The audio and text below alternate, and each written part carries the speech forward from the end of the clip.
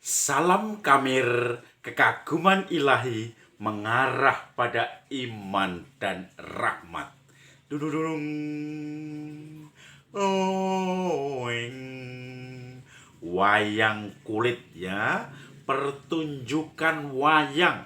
Nah, saudara-saudari yang terkasih, kalau saya melihat wayang, saya teringat seorang Romo yang dulu menjadi Romo paroki saya. Beliau Romo Wiono, PR dari Keuskupan Agung Semarang. Dia menjadi Romo di Paroki Pugeran, Yogyakarta. Beberapa kali pindah ke sana kemari, balik lagi ke Paroki Pugeran. Kebetulan ketika saya kecil, beliau bertugas di Paroki Pugeran ketika saya SD, mungkin kelas 3, kelas 4. Tetapi ternyata ketika saya masih bayi, itu juga sudah bertugas di Pugeran dulu. Waktu itu saya masih bayi dan saya mengenalinya ketika melihat foto keluarga. Saya masih digendong sama ibu, fotonya masih hitam putih, dengan kakak saya 2 dan bapak ibu saya, kemudian Romo di tengah-tengah.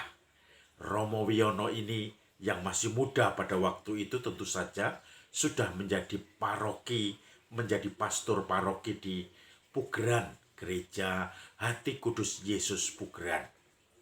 Nah, saudara-saudari yang terkasih, saya teringat Romo Wiono ini sebagai penggerak untuk gamelan.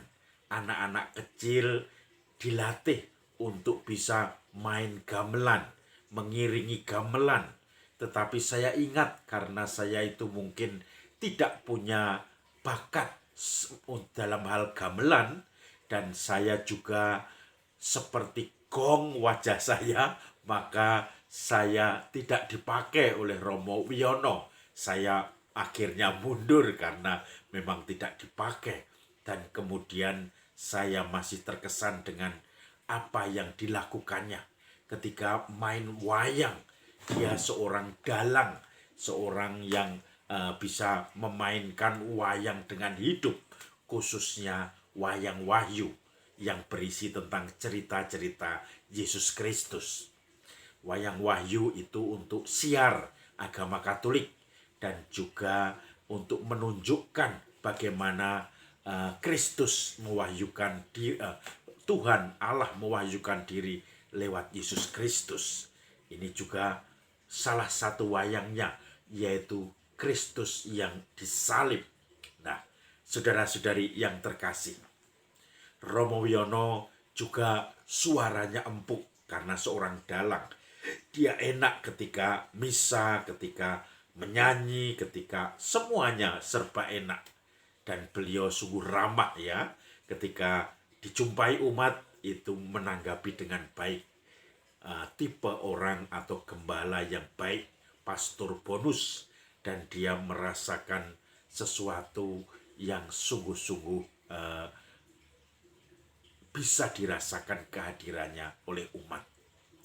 Saudara-saudari yang terkasih, ketika dia pesta, dibuatlah tulisan-tulisan tentang Romo Wiono. Dan ternyata tulisan-tulisan berdasarkan kekaguman akan hidup beliau, pelayanan beliau. Sekarang beliau sudah menghadap Tuhan, sudah bersatu dengan Tuhan, sudah meninggal. Maka tinggal kenangannya yang ditulis.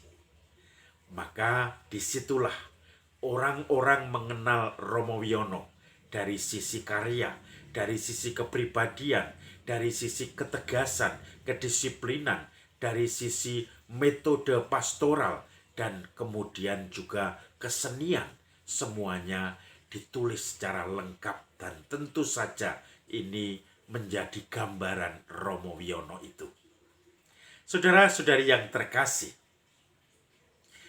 cara penulisan Injil Lukas yang kita dengarkan hari ini juga ternyata sama dengan penulisan seperti kisah Romo Wiono tadi. Bagaimana ketika Yesus wafat, masih banyak saksi mata, orang-orang yang dulu hidup bersama Yesus. Kemudian orang itu punya pengalaman-pengalaman pribadi, cerita-cerita bagaimana Yesus berbuat ini, berbuat itu. Yesus mempunyai belas kasih terhadap orang lumpuh, dan Yesus juga marah ketika bait Allah kemudian dicemari dengan penjual-penjual dan orang-orang munafik yang hanya mencari keuntungan sendiri. Maka kemudian ditulis di dalam Injil Lukas. Dan Injil Lukas hari ini nampak dari judulnya, Lukas 1 ayat 1. Hai Theophilus, karena yang minta Lukas untuk menyusun semua cerita tentang Yesus adalah Theophilus. Dan tujuannya supaya kamu percaya, pembaca percaya bahwa apa yang dikatakan itu benar dan Yesus itu adalah Mesias. Maka saudara-saudari yang terkasih, Lukas membuka dengan satu kisah. Ketika Yesus hari Sabat, dia di kampung halamannya. Dia mengikuti kebiasaan di rumah ibadat. Dan dia membaca kitab. Kemudian diberikan gulungan kitab Nabi Yesaya. Dan dibukalah. Kemudian Yesus membaca, Aku telah mengurapi engkau untuk membawa kabar baik bagi orang-orang miskin, untuk membawa penghiburan, pelepasan orang-orang tertindas, orang-orang buta bisa melihat, dan juga membawa tahun rahmat Tuhan. Dan ketika gulungan itu ditutup lagi, Yesus mengatakan, hari ini nas itu tergenapi ketika engkau mendengarnya.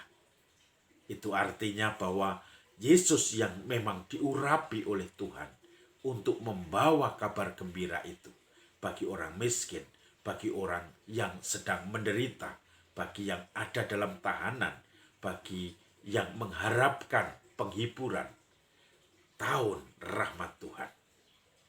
Saudara-saudari yang terkasih, tahun rahmat Tuhan menjadi visi dan misi Yesus sendiri.